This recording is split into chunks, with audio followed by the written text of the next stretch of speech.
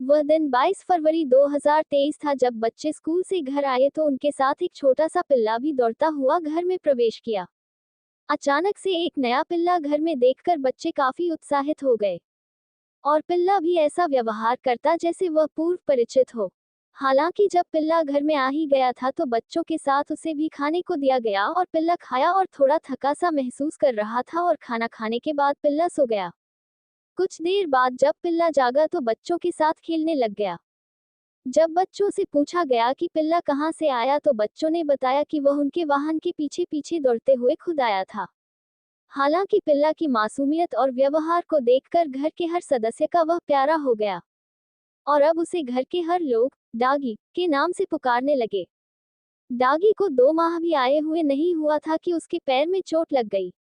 इसके इलाज के पशु चिकित्सक को बुलाकर करीब 1 हफ्ते तक इलाज कराया गया, फिर धीरे धीरे उसका पैर ठीक हुआ और कुछ दिन बाद डागी को कुछ फालतू कुत्तों ने नोच दिया था, जिससे वह काफी चोटिल हो गया था।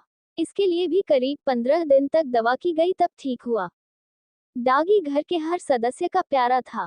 सभी लोग उसे बहुत ही चाहते थे और वह भी परिवार के हर सदस्य को देखते ही आवाज लगाता तथा लोगों के साथ खेलता था। डागी को जब भी भूख लगती तो घर के बाहर आकर कुकू की आवाज करता और उसे खाना दे दिया जाता था। डागी चावल नहीं खाता था, उसे रोटी काफी पसंद थी। दूध और रोटी उसका पसंदीदा भोजन था। स्कूल से आने के बाद बच्चों के साथ खेलना उसकी दिनचर्या थी। डागी जब भी गांव के लोहा वर्मा और विनय शर्मा को देखता तो इतना भौंकता कि वह लोग परेशान हो जाते।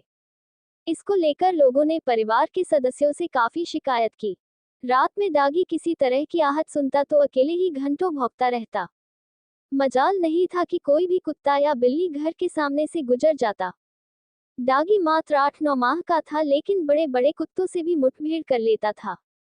27 सितंबर 2023 के बाद डागी की स्वतंत्रता में थोड़ी कमी देखने को मिली जब वह घर के बाहर ही रहने लगा। जब भी कोई रात को घर से बाहर निकलना तो डागी मौका पाते ही उनके साथ खेलने लगता। यदि डागी कुछ देर तक कहीं न दिखता तो बच्चे उसे ढूंढने लगते और आते ही वह बच्चों के साथ खेलने लगता। एक बार पैर टूटने तथा दूसरी बार कुत्तों द्वारा काटे जाने के बाद इलाज होने पर पूरी तरह स्वस्थ हो गया। लेकिन डागी 25 नवंबर 2023 को सुबह पुआल के ढेर के पास मृत अवस्था में पाया गया। जहां पर बच्चों ने देखा तो उड़ गए। पहले तो बच्चों ने देखा कि शायद डागी मजाक कर रहा है, लेकिन तुरंत ही समझ में आ गया कि डागी अब कभी नहीं उठेगा। अभी कुछ ही देर पहले डागी घूमते हुए नजर आया था, लेकिन कुछ ही पल में डागी की मौत हो गई। इसकी जानकारी होते ही घर के सभी सदस्य अवाक हो गए और सभी के आंखों से आंसू निकल पड़े। घर के सबसे बुजुर्ग जो डागी को अक्सर डांटते थे वह भी डागी के मौत के बाद गमगीन दिखे और फूल चढ़ाकर श्रद्धांजलि अर्पित की। लोग डागी के साथ बिताए पल को याद करके दुखी हो रहे थे। परिवार के सभी सदस्यों ने डागी को श्रद्धांजलि अर्पित की और उसका बड़े ही सम्मान के साथ अंतिम संस्कार किया गया। डागी की अचानक मौत पर लोग तरह तरह का कयास लगा रहे थे कि आखिर डागी की कैसे हुई मौत। डागी की मौत के बाद परिवार के अधिकतर सदस्यों ने खाना नहीं खाया और देर रात लोगों को डागी की याद में नींद भी नहीं आई। बच्चे सुबह होते ही या स्कूल से आने के बाद जिस तरह डागी के साथ खेलते अब डागी के न रहने पर बड़ सूना सा महसूस कर रहे हैं।